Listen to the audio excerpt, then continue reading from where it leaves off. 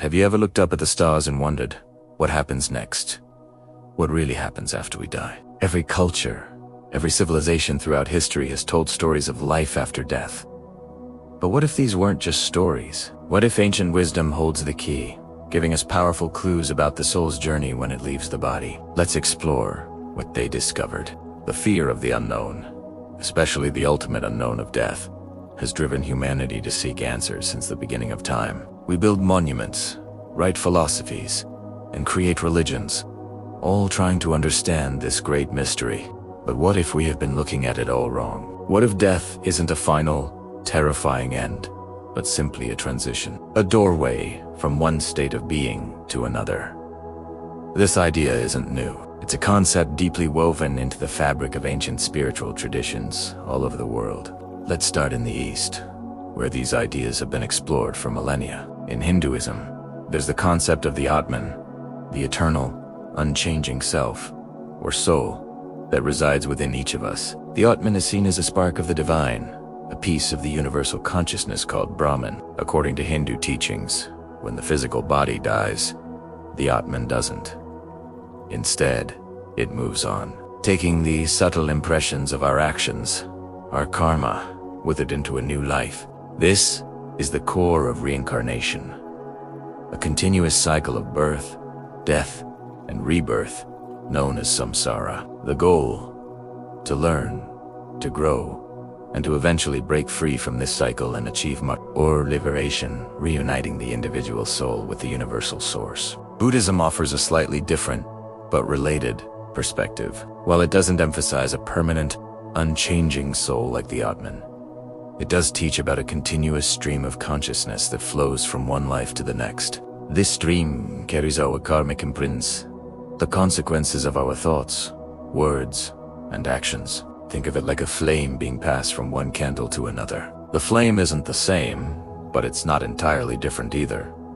It's a continuation. The ultimate goal in Buddhism is to extinguish the fires of desire, hatred, and ignorance that fuel this cycle, and in doing so, attain nirvana state of profound peace and freedom from suffering. Perhaps one of the most fascinating guides to this process is the Tibetan Book of the Dead. This ancient text is essentially a manual for the deceased, intended to be read to them after they've passed away. It describes the bardo, an intermediate state between death and the next rebirth. During this bardo, the consciousness experiences a series of visions, some peaceful, some terrifying. The text acts as a roadmap, guiding the soul to recognize these visions for what they are: projections of its own mind, and to navigate toward a favorable rebirth, or ideally, liberation itself. It paints a picture of death, not as an empty void, but as a dynamic and crucial phase of our journey. Now, let's journey west. You might be surprised to learn that these ideas weren't confined to the East. The great Greek philosopher Plato spoke extensively about the immortality of the soul. He believed that our souls existed in a perfect ethereal realm of forms before being born into our physical bodies. For Plato, life on earth was a process of remembering the pure knowledge our souls once possessed. Death, then, was simply the soul's release from the prison of the body, allowing it to return to its true, spiritual home. And who can forget ancient Egypt, a civilization obsessed with the afterlife? The elaborate tombs, the mummification, the Book of the Dead.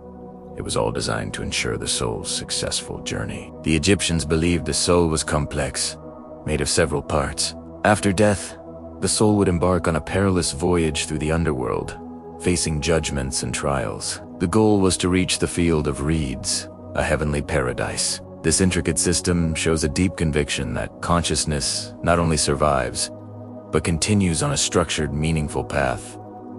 After physical death, even some early mystical Christian traditions, known as Gnosticism, held beliefs about reincarnation, viewing the soul's descent into the physical world as a temporary state before its eventual return to the divine. So, are these just ancient beliefs, or do they have relevance today? It's fascinating to see how these old ideas are resurfacing in modern conversations.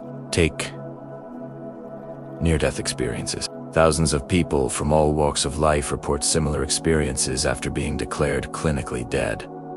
Traveling through a tunnel, seeing a brilliant light, meeting spiritual beings, and undergoing a life review. These accounts often sound strikingly similar to the bardo states described in the Tibetan texts. While science is still exploring the neurological basis for these experiences, their transformative effect on people's lives is undeniable. Many who have NDEs lose their fear of death and return with a renewed sense of purpose and compassion. Beyond personal experiences, consciousness studies, and even some interpretations of quantum physics are challenging our purely materialistic view of the world. Thinkers are asking, is consciousness just a byproduct of the brain?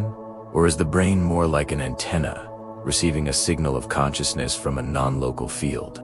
If consciousness is fundamental, not just something our brains create, then it's plausible that it could exist independently of the physical body. This modern scientific inquiry is starting to echo what ancient mystics have been saying for centuries, that we are more than just our physical forms. This brings us to the ultimate question.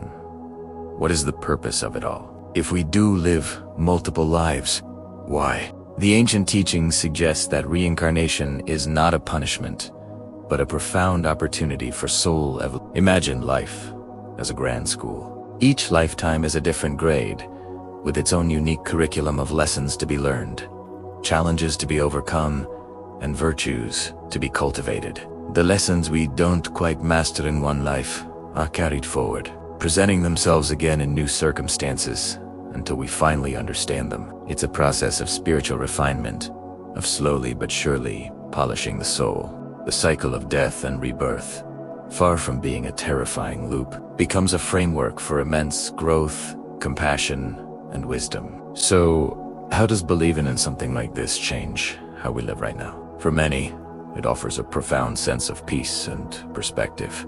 If this life isn't the one and only shot we get, the pressure to get it all right lifts. We can see our mistakes not as permanent failures, but as learning experiences on a much longer journey. The fear of death, which so often drives our anxieties and our need to control everything, begins to lose its grip. When you're not afraid of the final curtain call, you have more freedom to live authentically, to take risks, to allow deeply, and to focus on what truly matters: kindness, growth, and connection. It encourages us to live with more intention, knowing that our actions, thoughts, and attitudes ripple outwards, not just in this life, but into what comes next. The path beyond death, as described by these ancient traditions, is not one of darkness and endings, but of transformation and continuity. If life is a journey of the soul, then every ending is simply a new beginning. It's a beautiful and empowering way to look at our existence. Thank you so much for joining me on this deep dive. If this resonated with you, please hit that like button and subscribe for more explorations into life's biggest questions. In our next video, we will uncover the hidden meaning of synchronicity and ask, does the universe really send us signs? You won't want to miss it. See you then.